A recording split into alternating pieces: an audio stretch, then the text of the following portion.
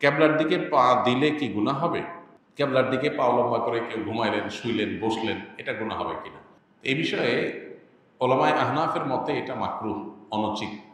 কেবলার প্রতি সম্মান প্রদর্শনের অংশ হিসেবে এটা করা উচিত নয়। কারণ নবী করিম সাল্লাল্লাহু আলাইহি সাল্লাম কেবলার দিকে ফিরে পেশাব পায়খানা করতে নিষেধ করেছেন, পরিষ্কার হাদিস রয়েছে। এটা কেন নিষেধ করেছেন? নিশ্চয়ই কেবলার প্রতি সম্মান প্রদর্শনের খাতিরে। সো পাও লম্বা করে কেবলার দিকে যদি আমরা বসি, তাহলে কেবলার দিকের বা কাবার প্রতি বাহ্যিক দৃষ্টিকোণ থেকে অসম্মান হয়। আমাদের সমাজে কারোর দিকে পাও লম্বা করে বসলে এটা তার প্রতি অসম্মান এবং অবজ্ঞা প্রদর্শন হিসেবে বিবেচনা করা হয়। মোটা দাগে যেহেতু কাবার প্রতি সম্মান প্রদর্শন করার বিষয়টা প্রমাণিত, বিধায় কাবার দিকে ইচ্ছাকৃত কোনো কারণ ছাড়া পাও দিয়ে বা লম্বা করে বসাটাও অনুচিত এবং আদবের খেলাফ। যদি এ ব্যাপারে সৌদি আরবের ওলামায়ে কেরাম তথা অন্যান্য ওলামায়ে কেরামের মত ভিন্ন, তারা বলেন যে না, কেবলার দিকে পা দিয়ে বসলে কোনো অসুবিধা নেই, কারণ কোনো হাদিসে আসলে এটা নিষেধ নাই। কোরআন হাদিসে কোথাও আলাদা করে পেশাব পায়খানা করা নিষেধ আছে, কিন্তু পাও দিয়ে বসা যাবে না এমন কোনো কথা নাই, অতএব এটাতে অসুবিধা নেই। তো দুই পক্ষেরই যুক্তি আছে, প্রমাণ আছে।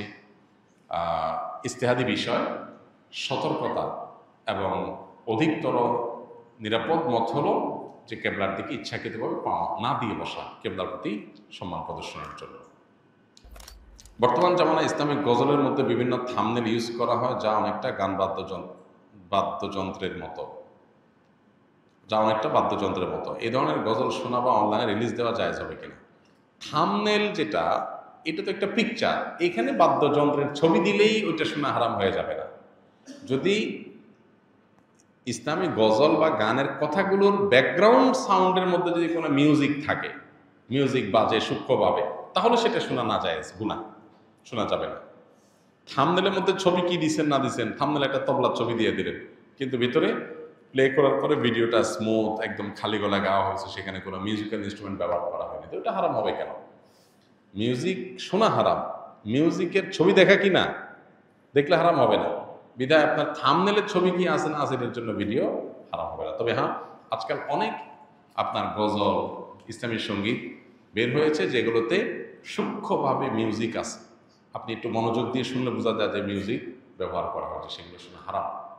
এগুলো আপনার খুবই সূক্ষ্মভাবে মানুষকে হারামের দিকে নিয়ে যায়। আমরা হয়তো ইসলামের কথা শুনে, আল্লাহর কথা শুনে, কোরআন হাদিসের কথা শুনে, ভালো কথা শুনে আমরা এগুলোকে শুনি, কিন্তু নিজের অজান্তে আমি হারামে লিপ্ত হয়ে যাচ্ছে। এগুলোকে আমাদের সতর্ক থাকতে হবে।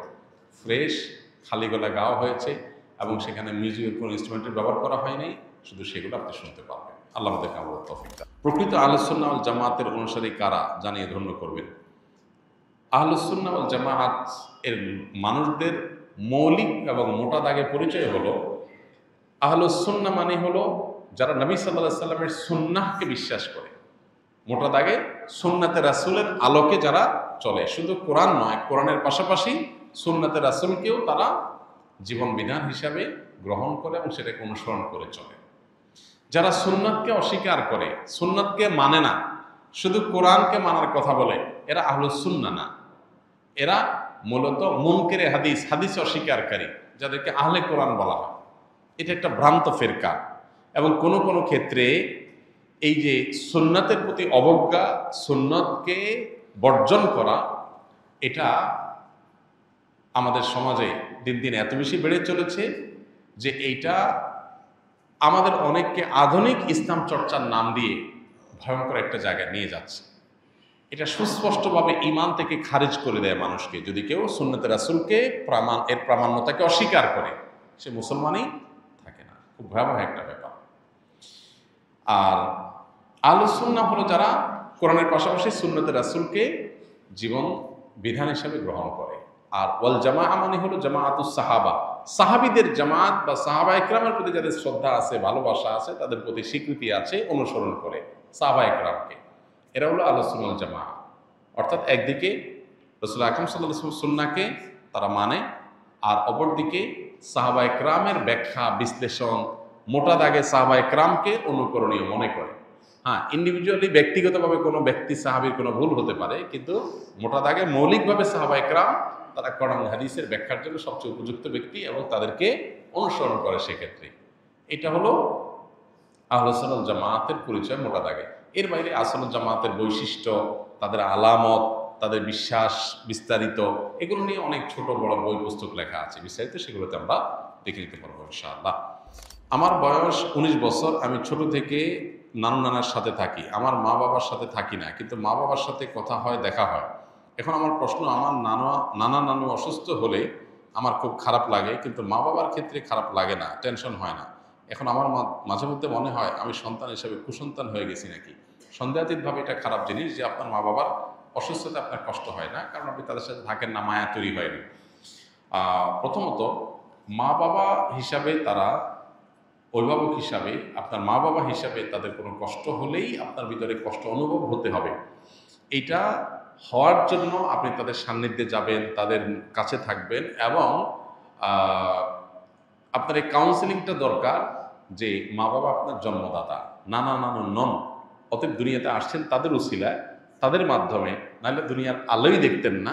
বিধায় তাদের প্রতি আপনার কর্তব্য আছে, সেই কর্তব্যটা আপনাকে পালন করতে হবে। এটার জন্য প্রয়োজনে তাদের সাথে থাকবেন, তাদেরকে ধারণ করবেন, বোঝার চেষ্টা করবেন, তাদের অবদানটাকে অনুভব করার চেষ্টা করবেন, তাহলে ইনশাআল্লাহ দায়িত্ববোধটা জাগ্রত হবে।